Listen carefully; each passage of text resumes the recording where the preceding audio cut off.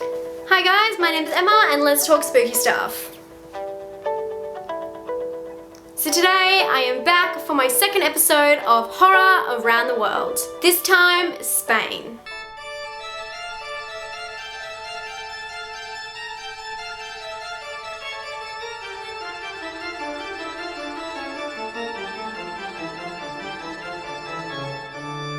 Let me tell you, it is not hard to find a good Spanish film. When people say Spanish horror, it's hard not to name some off the top of your head. They just do it so well. Such good stories and such good storytellers. So I've included some more common ones on this list. I think this might be some that some people have on their list, but they still haven't watched it. And as before, I have highlighted what movies are suited to what kind of subgenres, and as well as my normal highlighted must-see film, which I think you guys might not have seen. So first off, we have The Orphanage, which is quite a classic, I think. This one is a slower psychological thriller horror with paranormal themes, but this movie is worth every second. If you've seen it, you know what I'm talking about. It is spooky, it's creepy, and it is just the best at the end. Like, it just makes it. I think about this film all the time, actually. It is so unique in the way it comes together, and I love it for that, and I had to put it on the list for that. So a woman and her family move into an orphanage that she actually grew up in order to reopen it, and her son Simon makes an imaginary friend who teaches him a new game. Sure, this one is popular, but it definitely is a must-watch if you haven't seen it. Okay, I'm gonna include this one because I have made lists on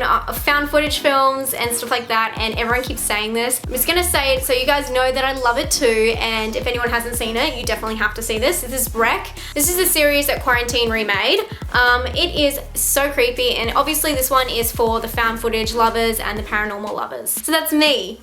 So a reporter and her crew are making a documentary about firefighters and what they do on a typical day, and they get a call that there's an emergency in an apartment, so they go and check it out. Little do they know that they're going to be trapped inside and something more sinister is happening upstairs. So this movie is pretty terrifying, and it's perfect for people like me who are scared of the dark. Check this one out, you will not be disappointed.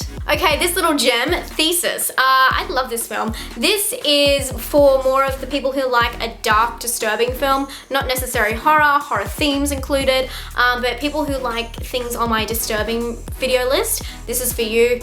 This movie is about snuff films. So if you have a little interest in the taboo side of stuff, this one's for you. So Angela, a university student, decides to write her thesis on violence, and more specific, violence within video and I guess media. And upon her research, she finds what she considers to be a real snuff tape. And the person within the tape is someone who used to go to her university. So she tries to unravel all that and gets herself in a little bit of trouble, a little pickle.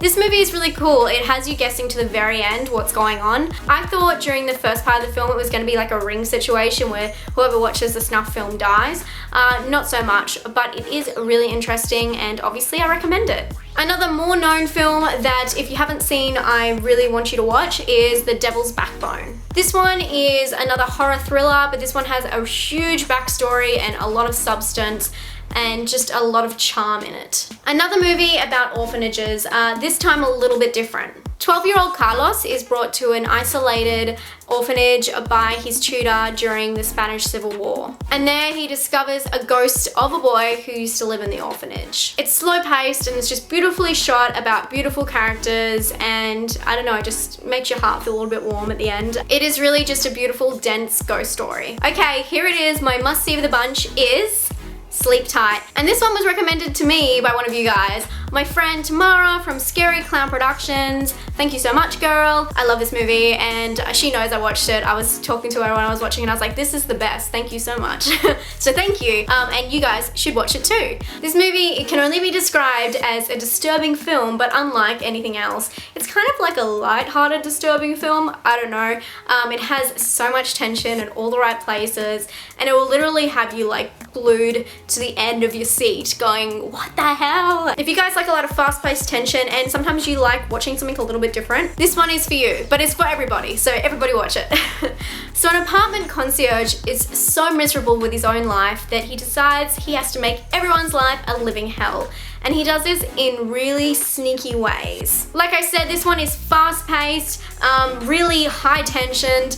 It's really scary at some points. You think he's gonna get caught, and then you feel like you're going for the wrong person, and it is just a roller coaster of emotions. I loved every moment of it. So that's all I've got for Spain.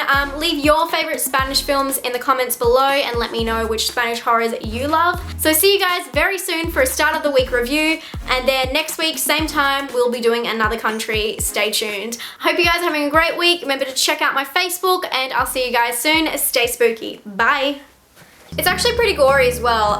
There's some scenes where you kind of cringe. It's like when, 127 days, when you're like sawing off your arm. Not that extreme, but it's got that kind of gore, that broken bone, snapped leg kind of thing.